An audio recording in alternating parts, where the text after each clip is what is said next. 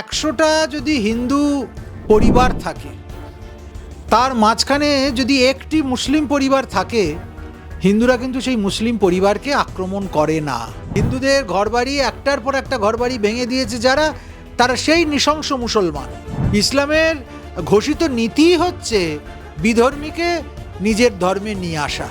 মালদার ঘটনা কেন, যোগীজির যে উপলব্ধি, যোগীজির যে দূরদৃষ্টি, গোটা পশ্চিমবঙ্গটাই হিন্দুদের জন্য বদ্ধভূমি হয়ে গেছে। ইসলাম যখন নিজে দুর্বল থাকে তখন সে অনেক সমন্বয়ের বার্তা দেয়, কিন্তু যখনই সে সঙ্ঘবদ্ধ হয়, শক্তিটা বাড়িয়ে ফেলে, তখনই তার দাঁত, নখ, গোপন সমস্ত অস্ত্র, ক্রিয়াকলাপ সব একদম নগ্নভাবে বেরিয়ে আসে।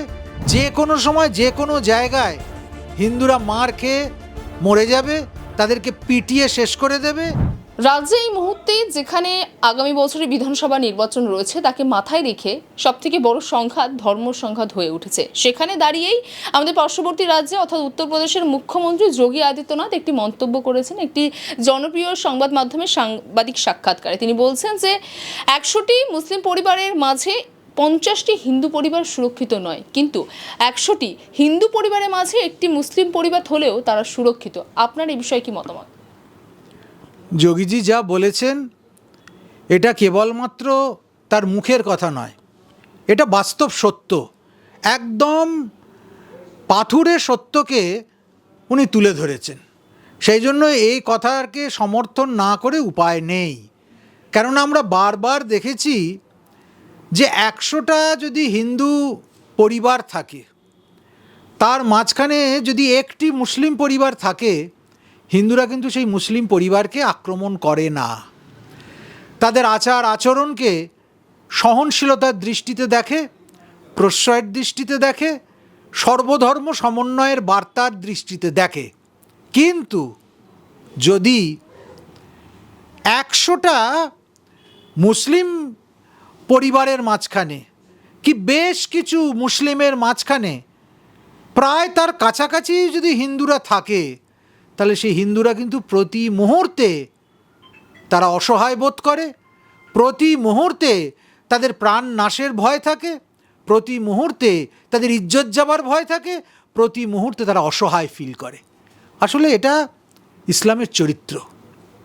ইসলাম যখন নিজে দুর্বল থাকে তখন সে অনেক সমন্বয়ের বার্তা দেয়, কিন্তু যখনই সে সঙ্ঘবদ্ধ হয়, শক্তিটা বাড়িয়ে ফেলে, তখনই তার দাঁত, নখ, গোপন সমস্ত অস্ত্র, ক্রিয়াকলাপ সব একদম নগ্নভাবে বেরিয়ে আসে এবং বিধর্মীকে শেষ করে দেবার জন্য তার যা যা প্রচেষ্টা, তার প্রতিটাকে অ্যাপ্লাই করতে সে এতটুকুও ভয় পায় না। আপনি কি এটা বলছেন যে ইসলাম অন্য ধর্মকে সহ্য করতে পারে না? নিশ্চিতভাবে তাই।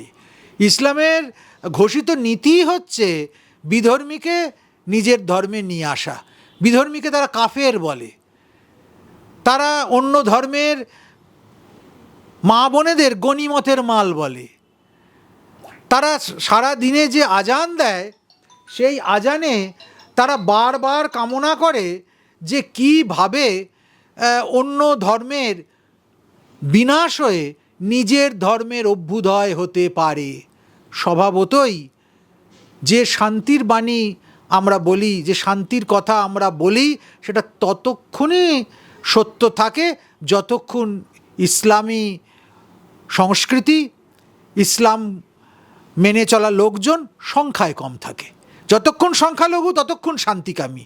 যে মুহূর্তে তারা মোটামুটি সংখ্যাগুরুর দিকে যাচ্ছে, তখনই তারা বিভেদকামী এবং তখনই তারা তাদের নিজের আসল স্বরূপটা চিনিয়ে দেয়। অতএব মুসলমানদের বিশ্বাস করবার কোনো জায়গা আমাদের অন্তত নেই। আচ্ছা মহারাজ, যেখানে যোগী আদিত্যনাথ এই ধরনের মন্তব্য বা বক্তব্য রাখছেন, সেখানেই এই রাজ্যে আমরা জানি যে কিভাবে ধর্ম সংঘাত চলছে এবং ইতিমধ্যে একটি ভিডিও সমাজ মাধ্যমে ছড়িয়ে পড়েছে, যেটা দেখা যাচ্ছে যে দক্ষিণ মালদার একটি জায়গা, সেখানে বহু ঘরবাড়ি দোকান ভাঙচুর করা হচ্ছে এবং দাবি করা হচ্ছে হিন্দু ঘরবাড়ি দাবি করছে কিছু দুষ্কৃতীরা, মানে ভাঙছেন। এটা নিয়ে কিভাবে দেখছেন? দক্ষিণ মালদার ওই জায়গাটা হচ্ছে মোথাবাড়ি বা মাথাবাড়ি বলছে ওই জায়গাটার নাম। এবং সেখানে যে ভিডিও ক্লিপিংসটা এসেছে, যদিও তার সত্যাসত্য আমরা এখনও বিচার করে দেখিনি, কিন্তু সেখানে দেখা যাচ্ছে প্রচুর হিন্দু ঘরবাড়ি ভেঙে দেওয়া হয়েছে। আর দুষ্কৃতি বলবো কেন, এত সাবধানী হয়ে শব্দ ব্যবহার করব কেন? হিন্দুদের ঘরবাড়ি একটার পর একটা ঘরবাড়ি ভেঙে দিয়েছে যারা, তারা সেই নৃশংস মুসলমান। আমি সব মুসলমানকে দায়ী করছি না, কিন্তু সেই সমস্ত বর্বর জেহাদি, সেই সমস্ত বিকৃতকাম সংকীর্ণ মনা মুসলমান যারা অন্য ধর্মকে আক্রমণ করে আনন্দ পায়, যারা হিন্দুকে বিনাশ করে শান্তি পায়, যারা মনে করে যে এখানে যত হিন্দু মারবে বেহেশতে তত হুর তাদের জন্য একদম রেডি হয়ে বসে রয়েছে, এই রকম বোধ নিয়ে, ভাবনা নিয়ে যে সমস্ত মুসলমানরা চলে, আমরা তাদের বিরুদ্ধে ছিলাম, আছি, ভবিষ্যতেও থাকব। স্বভাবতই যেখানেই কিন্তু হিন্দু সংখ্যালঘু হয়ে যাচ্ছে, হিন্দুরা এতটুকু নিজেদের আত্মরক্ষার ব্যাপারে ঔদাসীন্য দেখাচ্ছে, সেখানেই আঘাত এসে পড়ছে। আর মালদার পরিস্থিতি, মালদার জনবিন্যাস, মালদার সংস্কৃতি, এ সমস্ত কিছু ব্যাপক পরিবর্তন হয়ে গেছে। স্বভাবতই এটা একটা অশনি সংকেত। কোথাও কি যোগী আদিত্যনাথ যে বক্তব্য রেখেছেন তারই একটি নিদারুণ উদাহরণ কি এই মালদার ঘটনা হতে পারে? নিশ্চিতভাবে। শুধু মালদার ঘটনা কেন, যোগীজির যে উপলব্ধি, যোগীজির যে দূরদৃষ্টি, গোটা পশ্চিমবঙ্গটাই হিন্দুদের জন্য বদ্ধভূমি হয়ে গেছে।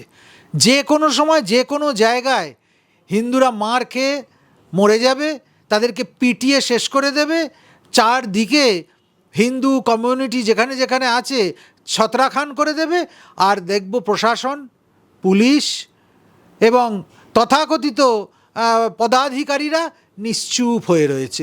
হয় তারা মিডিয়াকে সেখানে যেতে বাধা দেবে, সংবাদ মাধ্যমকে বাধা দেবে, নয় খবরটা অন্যভাবে তারা চালনা করবে, নয় মানুষকে ভুল বোঝাবে।